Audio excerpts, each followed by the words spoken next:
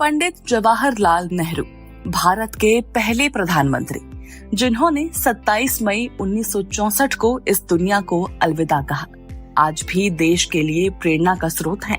उनके जीवन, विचारों और उपलब्धियों पर बहस और चर्चा आज भी जारी है। वहीं धर्मनिरपेक्ष रहते हुए नेहरू आध्यात्मिकता में विश्वास रखते थे। उनका मानना था कि मृत्यु के बाद भी आत्मा का अस्तित्व रहता है।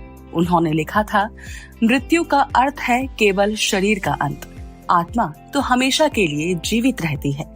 वहीं उनके चाहने वाले सदा ही एक सवाल करते हैं कि नेहरू की आत्मा कहाँ गई।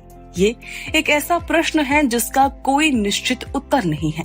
कुछ लोगों का मानना है कि उनकी आत्मा शांति में है, तो कुछ का मानना है कि वह पुनर्जन्म ले चुकी है। धार्मिक दृष्टिकोण से देखें तो हिंदू धर्म के अनुसार मृत्यु के बाद आत्मा कर्मफल के अनुसार विभिन्न जन्मों में भटकती रहती है।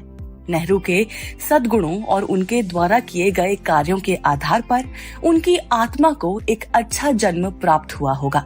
वहीं हम अगर आध्यात्मिक दृष्टिकोण से देखें तो मृत्यु के बाद आत्मा परमात्मा में विलीन हो जाती है। नेहरू के आध्यात्मिक विचारों और उनके द्वारा किए गए मानवतावादी कार्यों के आधार पर उनकी आत्मा परमात्मा के साथ एक हो गई होगी। वहीं अगर हम वैज्ञानिक दृष्टिकोण से देखें तो मृत्यु के बाद आत्मा का अस्तित्व ही नहीं होता है। दिमाग के नष्ट होने के साथ ही चेतना और आत्मा भी समाप्त हो जाती है। अब नेहरू की आत्मा चाहे कहीं भी हो, उनकी विरासत आज भी भारत में जीवित है। उनके विचार, आदर्श और उपलब्धियां आज भी प्रासंगिक हैं। नेहरू की आत्मा के बारे में विभिन्न धार्मिक और आध्यात्मिक परंपराओं में विभिन्न धारणाएं हैं।